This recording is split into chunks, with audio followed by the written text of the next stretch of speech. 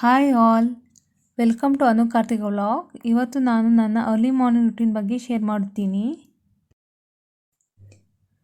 ಎದ್ದ ಮೇಲೆ ನನ್ನ ಫಸ್ಟ್ ಕೆಲಸ ಲಿವಿಂಗ್ ರೂಮ್ನ ಲೈಟ್ಸನ್ನು ಹಾಕಿ ಸ್ಕ್ರೀನನ್ನು ತೆಗೆಯೋದು. ಸ್ಕ್ರೀನನ್ನು ತೆಗೆಯುವಾಗ ಪಿಕ್ಸಿ ಎಷ್ಟು ಒಬಿಡಿಯೆಂಟಾಗಿ ಕೂತಿದ್ದಾಳೆ ಅಂತ ಒಂದು ಸ್ವಲ್ಪ ನೋಡಿ. ಅವರಿಗೆ ಗೊತ್ತಿದೆ ನಾನು ಈ ಟೈಮಲ್ಲಿ ಹೇಳ್ತೀನಿ, ಎದ್ದ ಮೇಲೆ ಸ್ಲೈಡಿಂಗ್ ಡೋರ್ ಓಪನ್ ಮಾಡ್ತೀನಿ ಅಂತ. ನಾವು ಸ್ಲೈಡಿಂಗ್ ಡೋರ್ನ ಸ್ವಲ್ಪ ಓಪನ್ ಮಾಡಿ ಮಲಗ್ತೀವಿ, ಯಾಕಂದರೆ ನೈಟ್ ಟೈಮಲ್ಲಿ ನಮ್ಮ ಪೆಟ್ ಬಾಲ್ಕನಿ ಯೂಸ್ ಮಾಡ್ತಾರಲ್ಲ. ನಾನು ನನ್ನ ಪ್ರೊಫೈಲ್ ಡಿಸ್ಕ್ರಿಪ್ಷನಲ್ಲಿ ಮೆನ್ಷನ್ ಮಾಡಿರೋ ಹಾಗೆ ನಾನೊಬ್ಬ ಪೆಟ್ ಪೇರೆಂಟ್. ನನಗೆ 2 ಮಕ್ಕಳಿದ್ದಾರೆ. ಒಬ್ಬಳ ಹೆಸರು ಪಾಪಿ, ಮತ್ತೊಬ್ಬಳ ಹೆಸರು ಪಿಕ್ಸಿ ಅಂತ. ಇದು ನಮ್ಮ ಅಭ್ಯಾಸ, ನಾವು ಎದ್ದ ಮೇಲೆ ಅವ್ರ ಜೊತೆ ಟೈಮ್ ಸ್ಪೆಂಡ್ ಮಾಡೋದು. ನಿಮ್ಗೆ ಅನಿಸಿರ್ಬೇಕಲ್ಲ ಇದರಲ್ಲಿ ಯಾರು ಪಾಪಿ ಮತ್ತು ಯಾರು ಪಿಕ್ಸಿ ಅಂತ. ನೀವು ನೋಡ್ತಿರೋ ಹಾಗೆ ವೈಟ್ ಆ್ಯಂಡ್ ಗ್ರೇಲಿರೋದು ಪಾಪಿ, ಮತ್ತಿನ್ನೊಬ್ಳು ಪಿಕ್ಸಿ. ಇವಳೇ ನಮ್ಮ ಪಿಕ್ಸಿ. ಇವಳೊಂಥರ ಮಗು ಥರ, ಎದ್ಮೇಲೆ ಇವಳ ಜೊತೆ ಆಟ ಆಡಲೇಬೇಕು. ಮತ್ತು ಇವಳು ತುಂಬ ನಾಟಿ ಕೂಡ. ನಾನು ನನ್ನ ಮಕ್ಕಳ ಜೊತೆ ಸ್ವಲ್ಪ ಟೈಮ್ ಸ್ಪೆಂಡ್ ಮಾಡಿದ ಮೇಲೆ ನನ್ನ ಡೈಲಿ ರೂಟೀನ್ ಸ್ಟಾರ್ಟ್ ಮಾಡ್ತೀನಿ.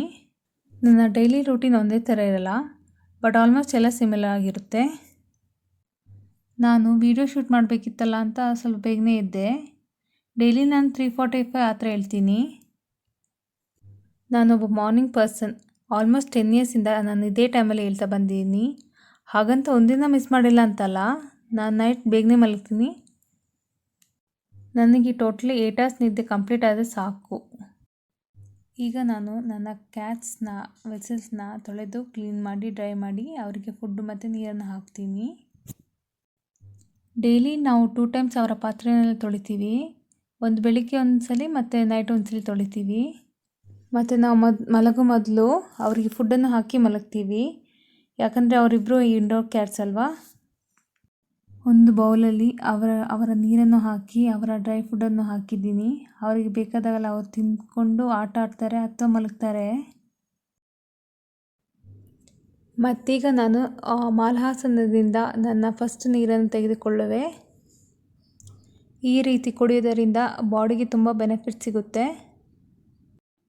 ನನಗೆ ನನ್ನ ಫ್ರೆಂಡ್ ಹೇಳಿದ್ಲು, ಮಿಂಟ್ ಲೀಫ್ ಜ್ಯೂಸ್ ಮತ್ತು ಲೆಮನ್ ಜ್ಯೂಸ್ನ ಮಿಶ್ರಣ ಮಾಡಿ ಐಸ್ ಕ್ಯೂಬ್ ಟ್ರೇಯಲ್ಲಿ ಹಾಕಿ ಆ ಕ್ಯೂಬ್ಸ್ ಫೇಸ್ಗೆ ಹಚ್ಚೋದರಿಂದ ಕಣ್ಣಿನ ಹತ್ತಿರ ಪಫಿನೆಸ್ ಮತ್ತು ಪಿಂಪಲ್ಸ್ ಬರೋದಿಲ್ಲ ಅಂತ. ನಾನು ಟ್ರೈ ಮಾಡ್ತಾಯಿದ್ದೀನಿ ಫಸ್ಟ್ ಟೈಮ್.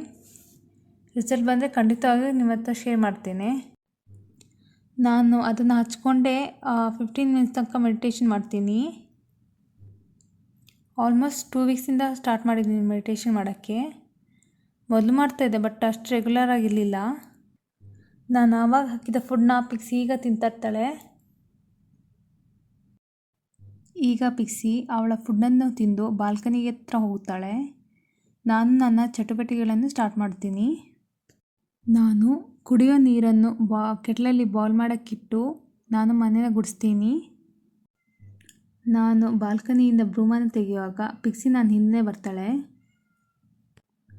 ಬ್ರೂಮ್ ಬಗ್ಗೆ ಹೇಳುವಾಗ ನೀವು ಅಂದ್ಕೋತಾ ಇರ್ಬೋದು, ಯಾಕೆ ಇವಳು ಈ ಬಾತ್ರೂಮ್ ಬ್ರಷ್ನಿಂದ ಮನೆ ಗುಡಿಸ್ತಾ ಇದ್ದಾಳೆ ಅಂತ.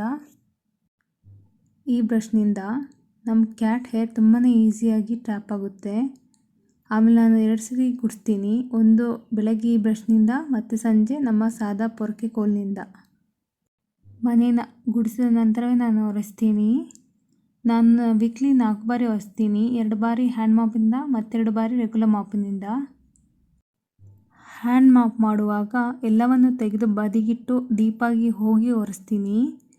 ರೆಗ್ಯುಲರ್ ಮಾಪ್ ಮಾಡುವಾಗ ಬರೀ ಮೇಲೆ ಅಷ್ಟೇ ಒರೆಸೋದು. ಈಗ ನೋಡಿದ್ರಲ್ಲ ಅದೇ ರೀತಿ. ಈ ಟೈಮಲ್ಲಿ ನಾನು ಸ್ನಾನಕ್ಕೆ ಹೋಗ್ತೇನೆ. ಸ್ನಾನವನ್ನು ಮಾಡಿ ಬಂದ ಮೇಲೆ ನಾನು ಪೂಜೆಯನ್ನು ಮಾಡುವೆ. ನನಗೆ ತುಂಬ ಖುಷಿ ಈ ಟೈಮಲ್ಲಿ ಪೂಜೆ ಮಾಡುವುದು ಅಂತ ಹೇಳಿದರೆ.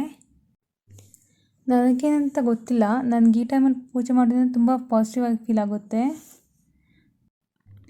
ನನಗೆ ಟೈಮ್ ಇದ್ದರೆ ಲಲಿತ ಸಹಸ್ರನಾಮವನ್ನು ಪಠಿಸುವೆ, ಇಲ್ಲದಿದ್ದರೆ ಬರೀ ಕೇಳ್ತೀನಿ ಅಷ್ಟೇ. ನಾನು ನನ್ನ ಪೂಜೆ ಮುಗಿಸಿದ ಮೇಲೆ ನಾನು 5 ಬಾರಿ ಸೂರ್ಯ ನಮಸ್ಕಾರವನ್ನು ಮಾಡ್ತೀನಿ. ಸೂರ್ಯ ನಮಸ್ಕಾರ ಮುಗಿಸಿದ ಮೇಲೆ ನಾನು 25 ನಿಮಿಷದ ಕಾಲ ತನಕ ನಾನು ಹೊಸ ಆಸನವನ್ನು ಪ್ರಾಕ್ಟೀಸ್ ಮಾಡ್ತೀನಿ. ಅದಾದಮೇಲೆ ನಾನು ಪ್ರಾಣಾಯಾಮವನ್ನು ಪ್ರಾಕ್ಟೀಸ್ ಮಾಡ್ತೀನಿ. ನಾನು ಯೋಗಕ್ಕೂ ಮತ್ತು ಸ್ಟ್ರೆಂತ್ ಟ್ರೈನಿಂಗೂ ಇಂಪಾರ್ಟೆಂಟ್ ಕೊಡ್ತೀನಿ. ಯೋಗವನ್ನು ಮಾಡೋದರಿಂದ ನಮ್ಮ ಬಾಡಿ ಮತ್ತು ಮೈಂಡ್ ತುಂಬಾ ರಿಲ್ಯಾಕ್ಸ್ ಆಗುತ್ತೆ. ಆಮೇಲೆ ನಾವು ಫ್ಲೆಕ್ಸಿಬಲ್ ಕೂಡ ಆಗ್ತೀವಿ. ಹಾಗೆಯೇ ಸ್ಟ್ರೆಂತ್ ಟ್ರೈನಿಂಗ್ ಅಂದರೆ ವೆಯ್ಟ್ ಲಿಫ್ಟ್ ಮಾಡೋದರಿಂದ ನಮ್ಮ ಬಾಡಿಲಿರೋ ಮಸಲ್ಗೂ ಮತ್ತು ಜಾಯಿಂಟ್ಗೂ ತುಂಬ ಒಳ್ಳೆಯದು.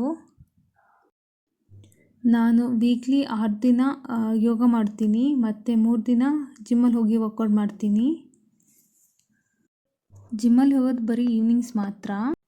ಈ ಟೈಮಲ್ಲಿ ನಾನು ಬ್ರೇಕ್ಫಾಸ್ಟು ಮತ್ತು ಲಂಚ್ಗೆಲ್ಲ ಪ್ರಿಪೇರ್ ಮಾಡಿ ನಡಿಯಕ್ಕಂತ ಹೋಗ್ತೀನಿ. ನಾನು 15 ನಿಮಿಷ ನಡೆದು ಮತ್ತು 5 ನಿಮಿಷ ನೇಚರಲ್ಲಿ ಸ್ಪೆಂಡ್ ಮಾಡುವಾಗ ನನ್ನ ಊರು ಬಾಳೆನೂರನ್ನ ನೆನೆಸ್ತೀನಿ ಯಾವಾಗಲೂ.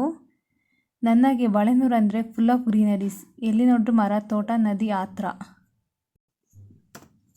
ನಾವು ಈ ಫ್ಲ್ಯಾಟ್ ನೋಡೋಕೆ ಬಂದಾಗ ಮನೆ ಚಿಕ್ಕದಾದ್ರೂ ಪರವಾಗಿಲ್ಲ, ಈ ವ್ಯೂ ತುಂಬ ಚೆನ್ನಾಗಿತ್ತು. ಅದು ಬೆಂಗಳೂರಲ್ಲಿ ಈ ಥರ ವ್ಯೂ ಸಿಗೋದು ತುಂಬಾ ಕಷ್ಟ, ಅದಕ್ಕೆ ಇಮಿಡಿಯೇಟಾಗಿ ಬುಕ್ ಮಾಡಿದ್ವಿ. ನಾನು ಬ್ರೇಕ್ಫಾಸ್ಟ್ ಮತ್ತು ಲಂಚ್ ವೀಡಿಯೋ ಹಾಕಿಲ್ಲ, ಯಾಕಂದರೆ ನಾನು ತುಂಬಾ ಲೆಂತಿ ವೀಡಿಯೋ ಆಯಿತು ಇದು. ಈಗ ನೋಡಿದಾಗಲೇ 5 ಮಿನಿಟ್ಸ್ ವೀಡಿಯೋನ ಮಾಡೋಣ ಅಂತ ಅಂದ್ಕೊಂಡೆ, ಬಟ್ ಇದೆಲ್ಲ ಮುಗಿಸ್ಮೇಲೆ ಮೋರ್ ದೆನ್ 6 ಮಿನಿಟ್ಸ್ ಆಯಿತು.